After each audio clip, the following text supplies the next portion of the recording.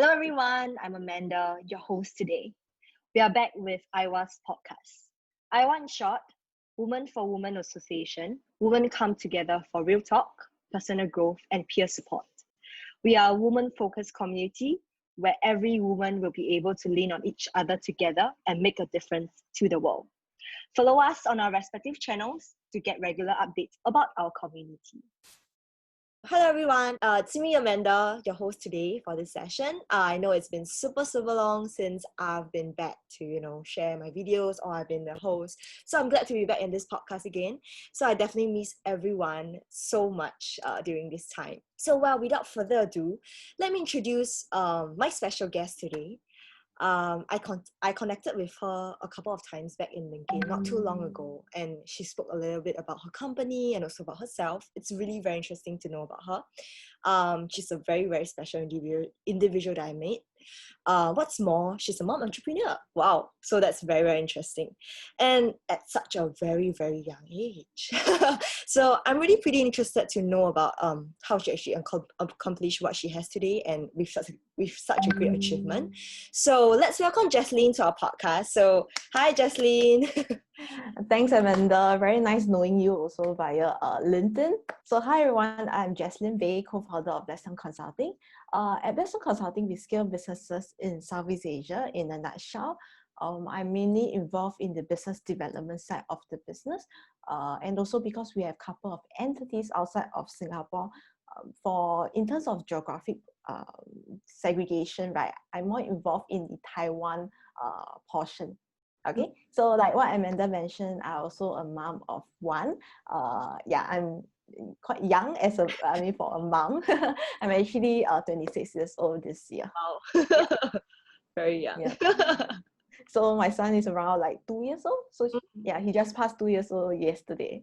So you mentioned a little bit about your company, and then you are mainly focused in the Taiwan side of things.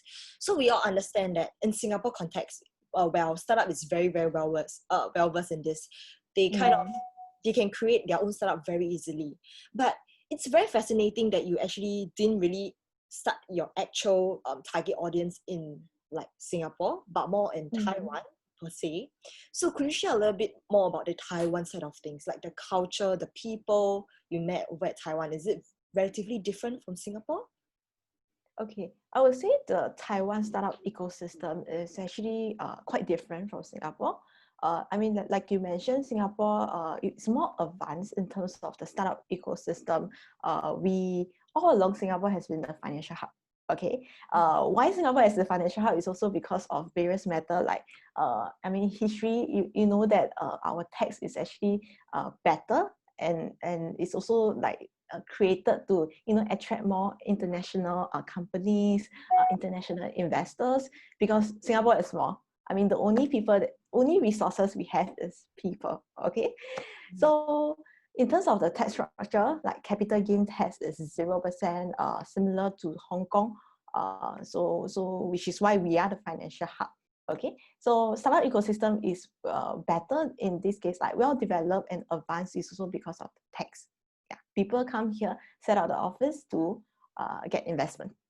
Okay, so if you compare to like Taiwan, because Taiwan, the ecosystem is still quite new in terms of the startup, but in terms of like having traditional companies, having SME, things like that, they are actually quite sizable as compared to us.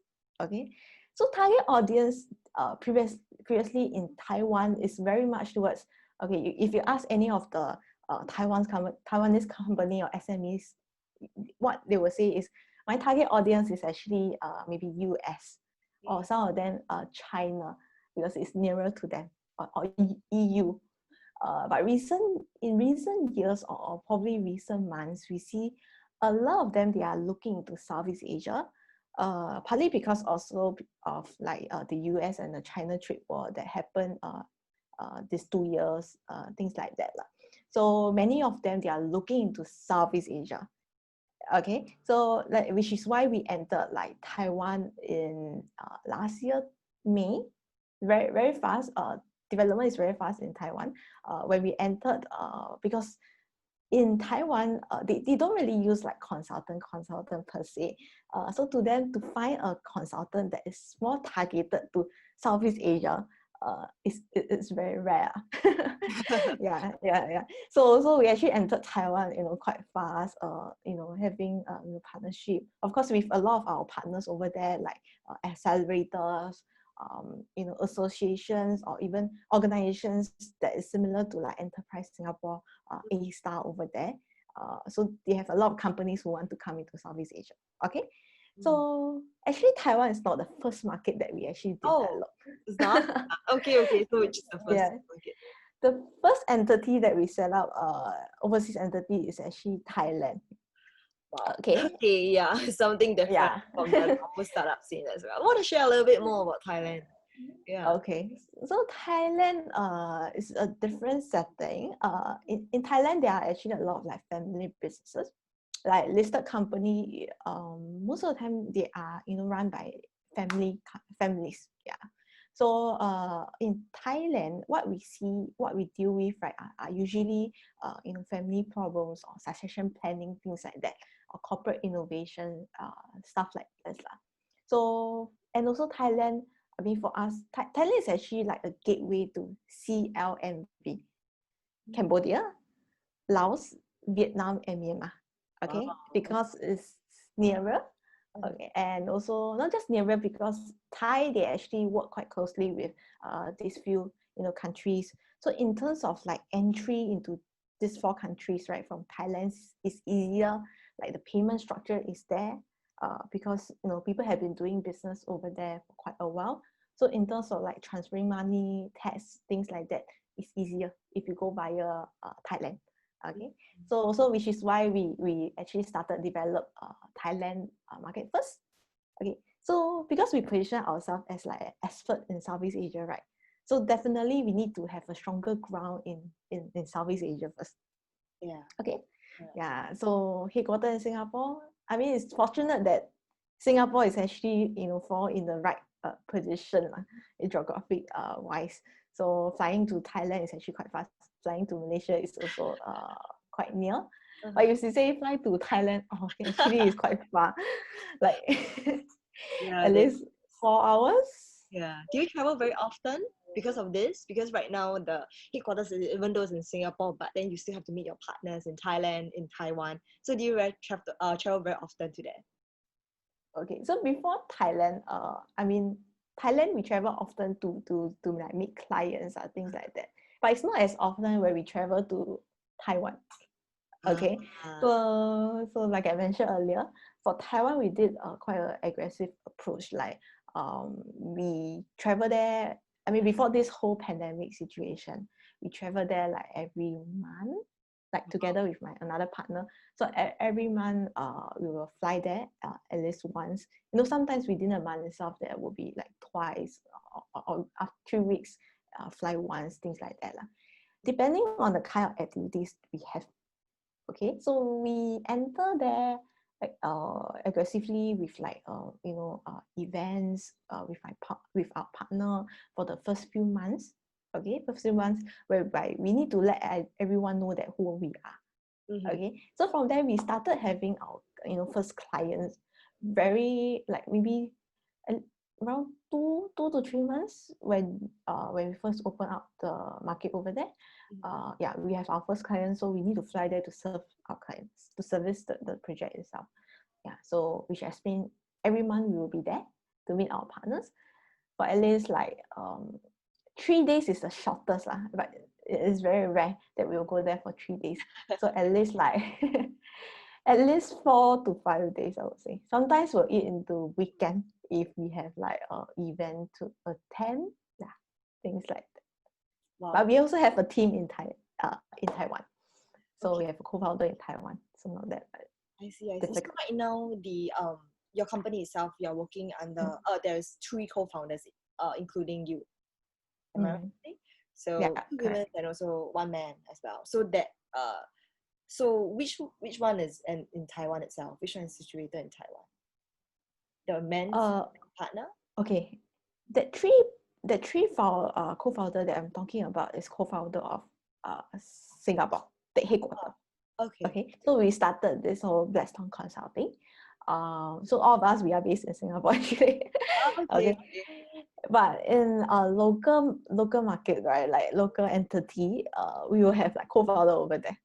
Oh, nice. So I have another co-founder in Taiwan. So that's a different it's a guy over there. Yeah. Oh, it's a very, very huge Correct. team, I would say. So you segment yourself. So you actually place all your mans in all the different countries that you guys venture in. Can I say it this way? That's your strategy when you guys enter?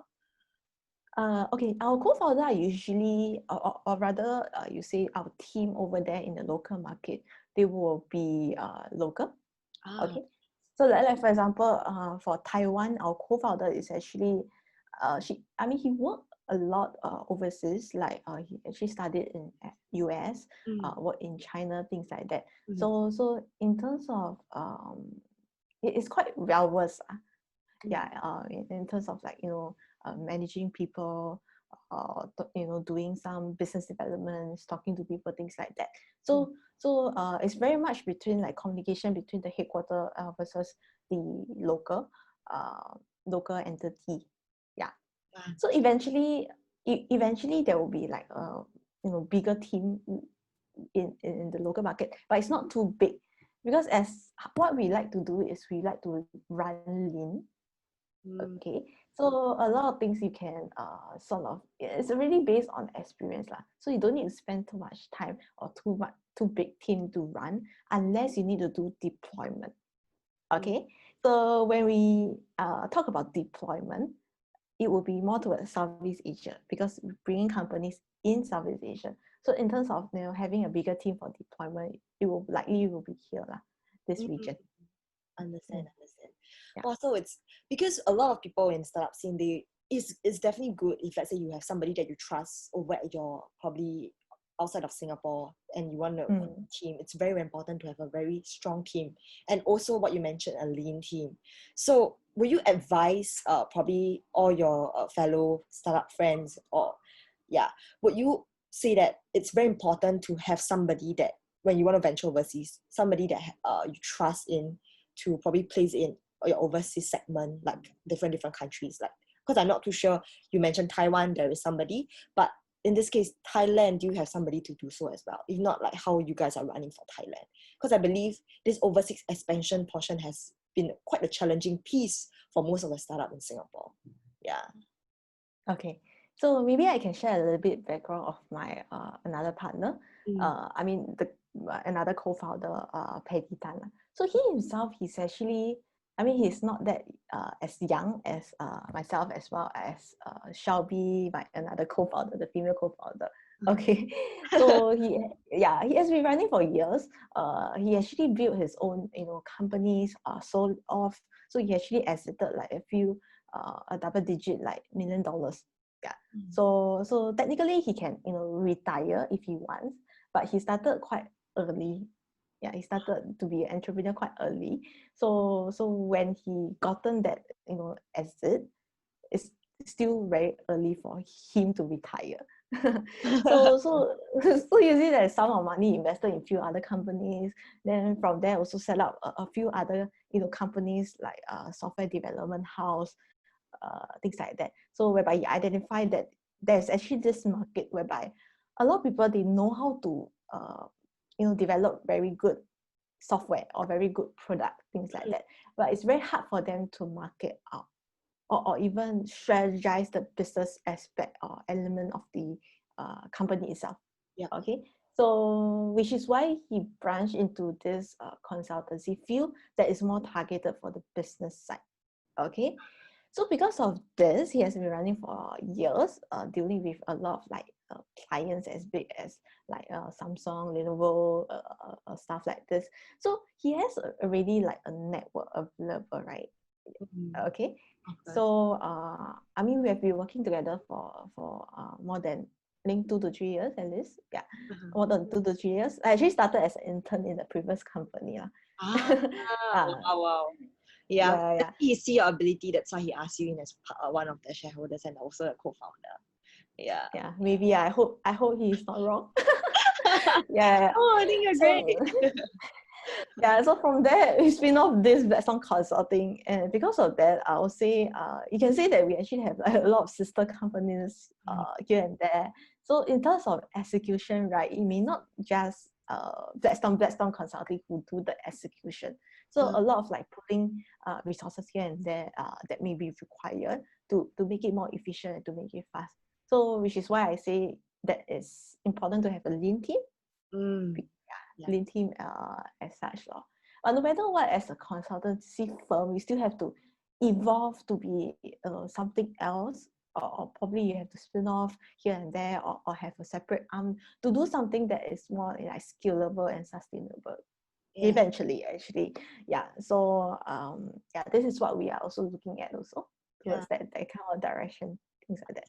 Yeah, that should be part of the plan as well as a startup, because we are always looking for scalability. Well, okay, sad to say, but definitely we're looking at how much value our company is, how much we can probably, end goal is probably to sell the company, to exit, to probably get it listed.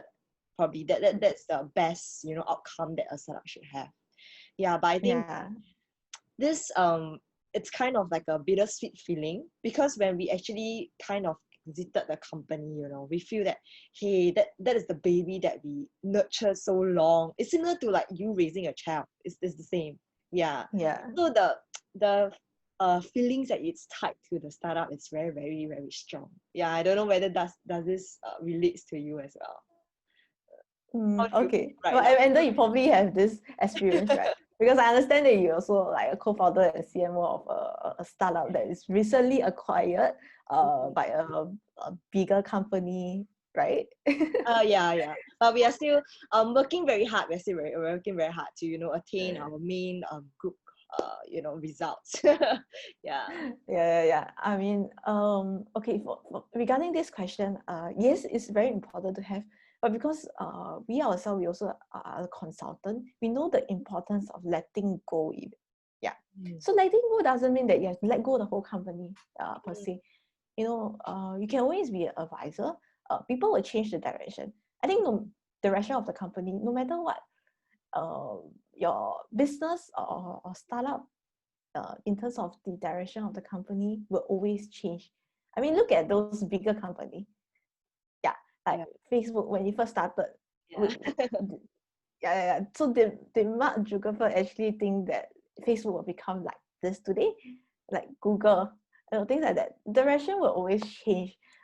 It can be, many factors will affect the decisions. It could be because you just happen to have the opportunities, or you just happen to have this partner to help you to expedite things like that. But eventually, what you want is to work towards the goal of growing the company.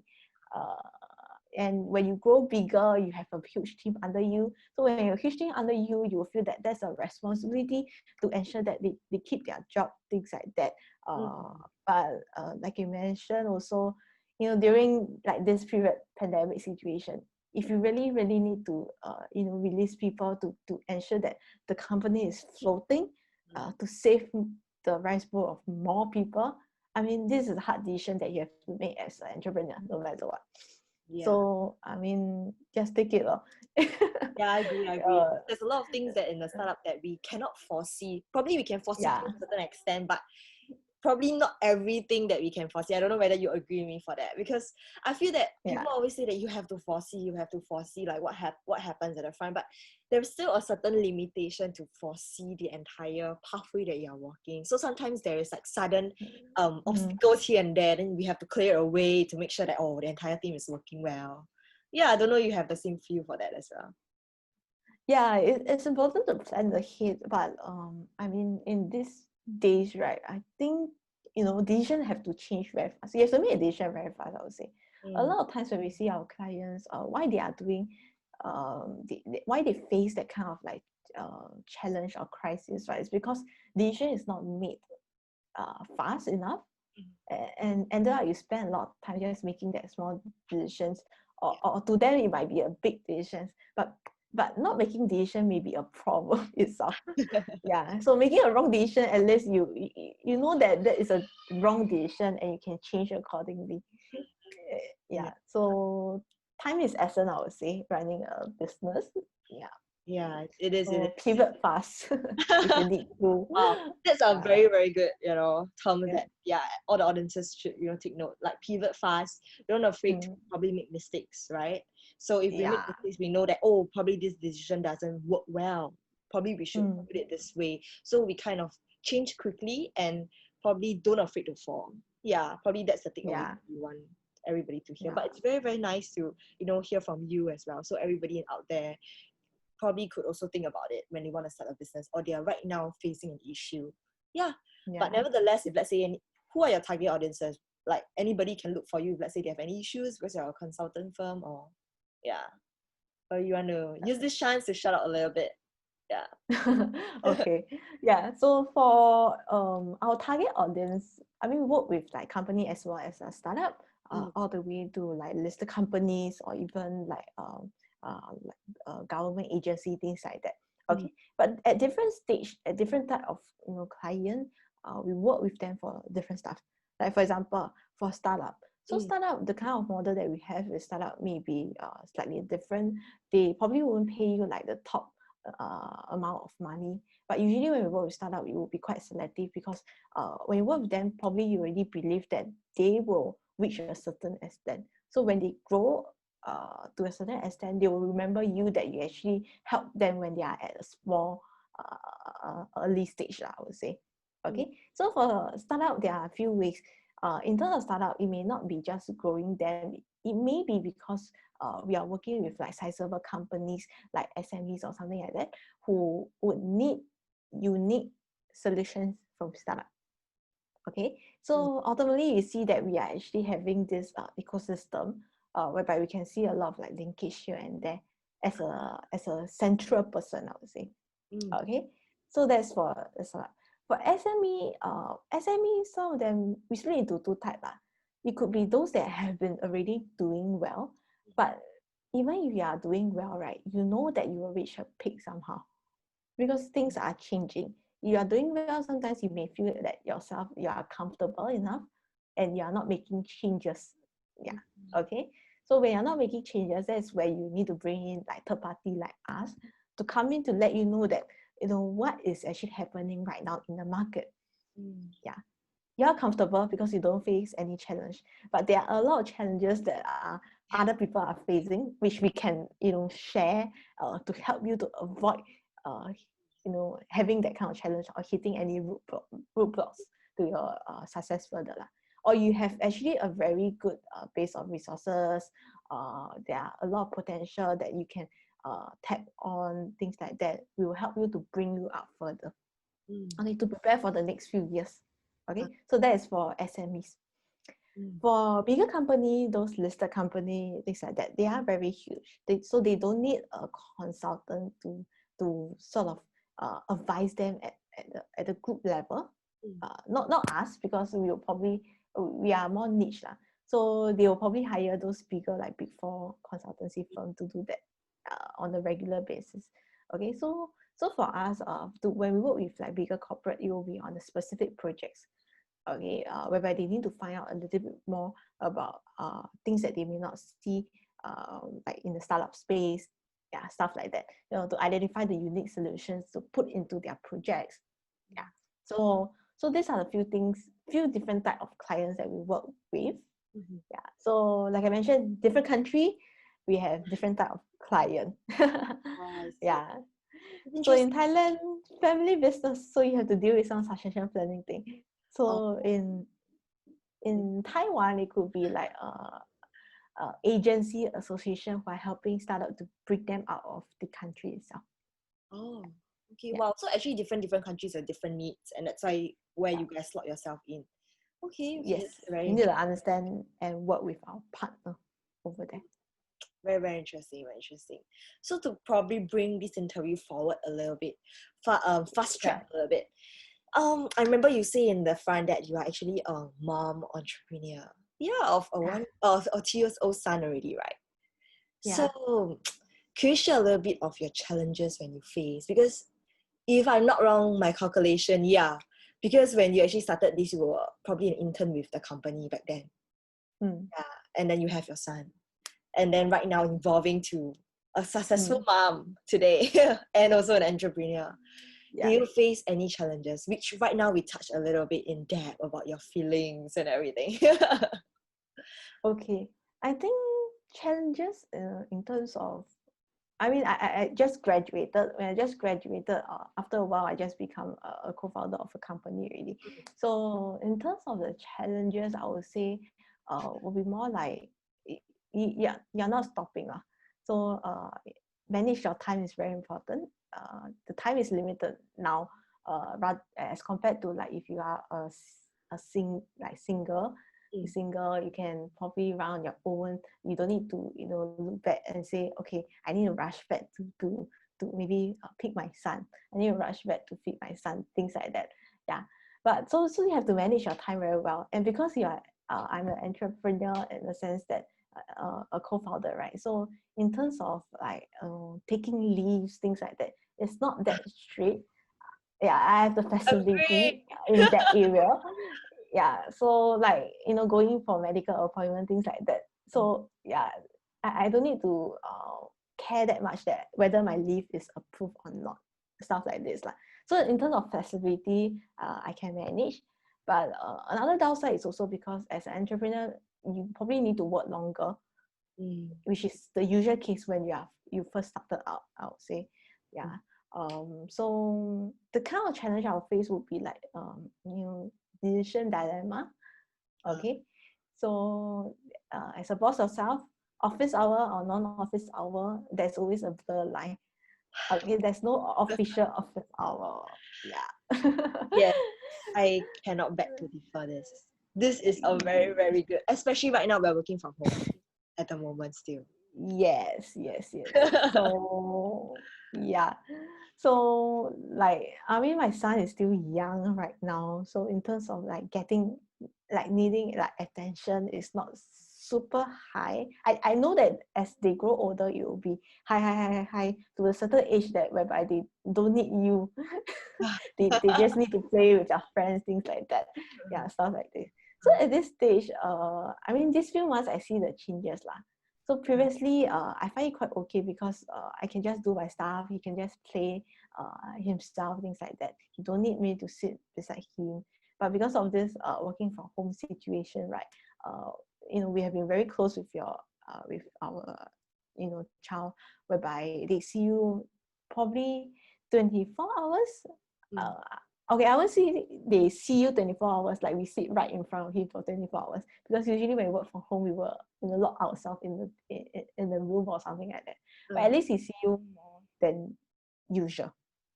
Okay, when he see you more than usual, he tends to be more clingy. Yeah. So hard for him to play alone now. So whenever I like for example, I needed to work, I would just use my laptop while watching him play somewhere.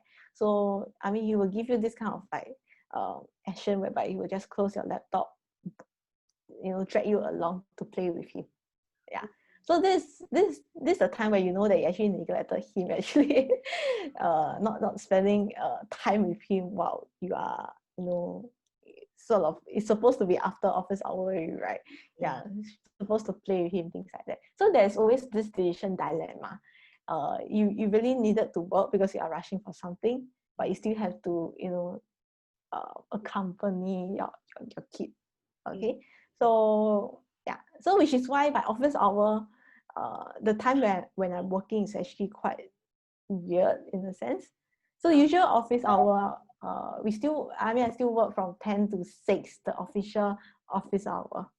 Okay, because where all your team members will still be working, so a lot of like meetings here and there. Okay, but usually I work until like maybe 7 or something.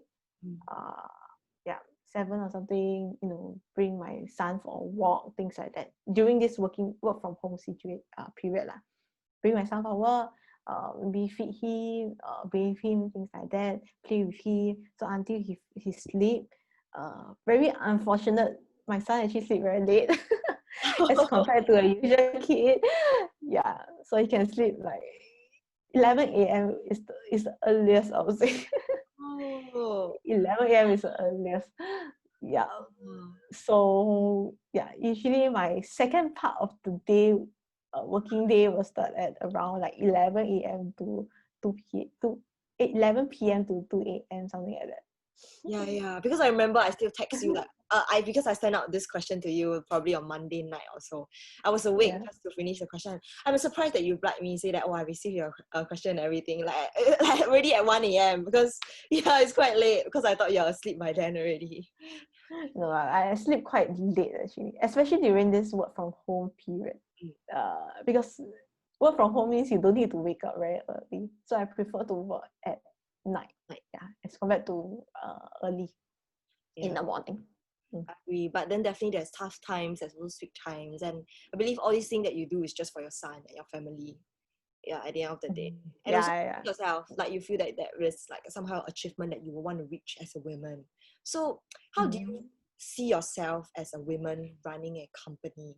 Set aside your partners, but yourself, like because probably I think every woman feels a little bit different when in terms of what they want to achieve at the end of the probably their life or the near future, because we often associate men in business, and probably at most of the time when you actually pitch to VCs and everything, it's normally the men standing out at the forefront.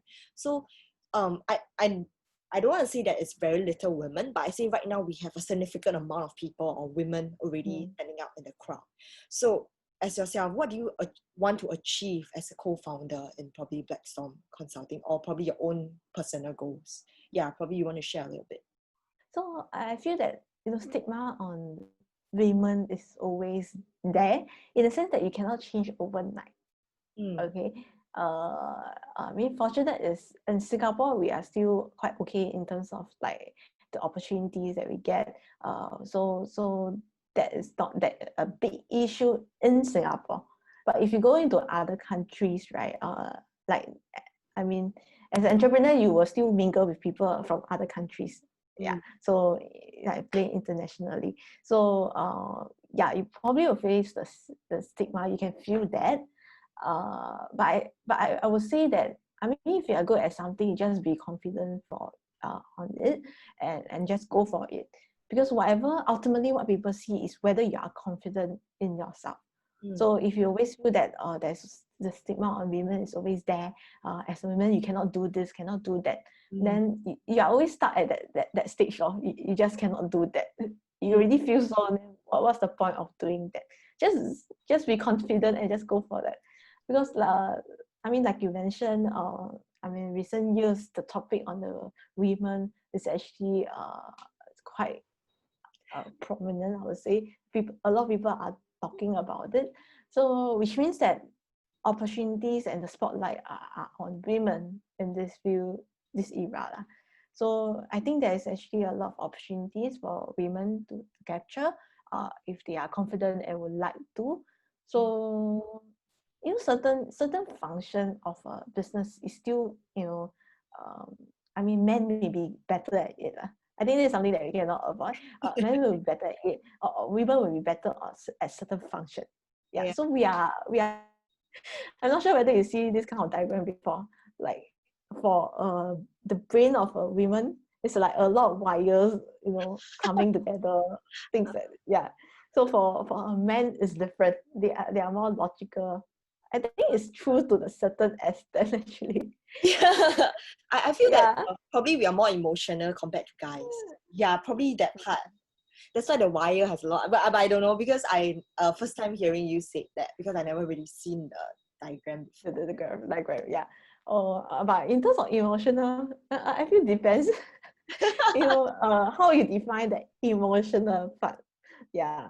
So in terms of emotional, I would say female are more emotional. Probably not the right word to put, Yeah, Yeah. probably they are more emotion centric. Sensitive. Yeah, you can say so. Sound. Yeah. Yeah. So depending on what are the things that they are dealing with. Sometimes as a man, you can make good use of yourself to achieve certain stuff. Like for example, if you work in different kind of culture, right? Sometimes like entertaining drinking is like essential over there for the culture itself. Yeah. So to close a deal, you probably need to drink. You probably need to do this and that. Like entertain, stuff like this, right? So it may not be that appropriate. So let's say if I have a team of like people, mixture of like women as well as men, I would choose. Usually, I would choose to send men first, right? Or in a pair or something like that, right? So I think it depends on the kind of function. Just make good use of each other to achieve the overall goal for the company, I would say. So yeah, it's important to protect women. So you can send a male colleague over there, stuff like this. So there's always a workaround for that. Yeah, I agree. I think we both have to work together, to get the perfect results that we want. Yeah, so I totally agree. So I think probably we are almost nearing the end of our interview. So is there any quotes that you live by that you would want to probably share with the audiences as well? Okay, probably I wouldn't say quotes. I will just give my 2 cents of like thoughts about being like a boss of your own.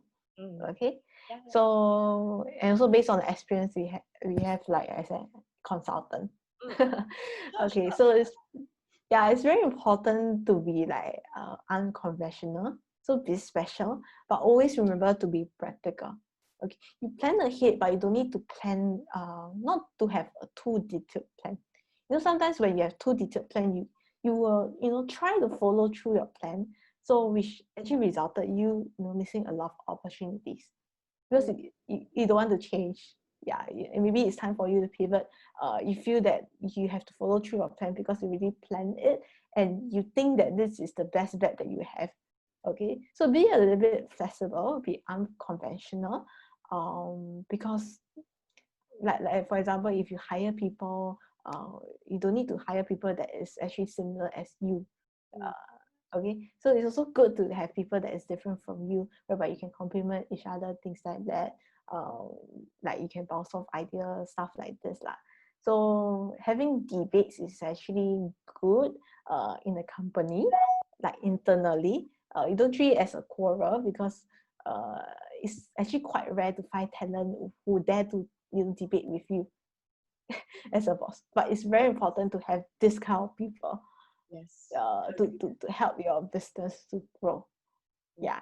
So be unconventional, be more open to like debates, people challenging you. This is something that I live by. So like before I join a company, I also will assess whether this is the environment for me to share my thoughts, stuff like this. I think this is the kind of era we are living.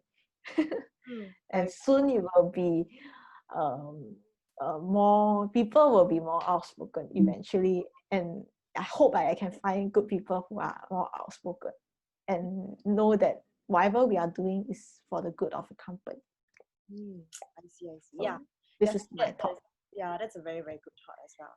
Okay, so I think it's very, very nice to have Jeslin today to probably share with us, and I totally live by that. You have to find people that challenges you, because when people challenges you, you learn more and you tend to think a little more deeper than your usual, and I totally agree. Don't be afraid to have challenges to like probably challenge you. I think it's very, very important to grow as a person, to grow as a whole company as well. But nevertheless, thank you so much, Jeslin, for today. It's very, very nice having you, and very, very nice to speak to you with regards to being a mom, being an entrepreneur, staying up so late just to complete everything. And I hope everybody has their own takeaway as well. There's a lot of things to take away today from you, and it's very, very nice. So we'll end today's session. Thank you so much, Jeslin. Have a great day, and we'll hope to meet you soon, face to face, so that we can catch up over coffee. Shouting out for IWA. If you want to empower other ladies or yourself, email us at support@iwa.sg. Do stay tuned for our upcoming podcasts every week on our respective channels. Like and subscribe our videos. Ciao!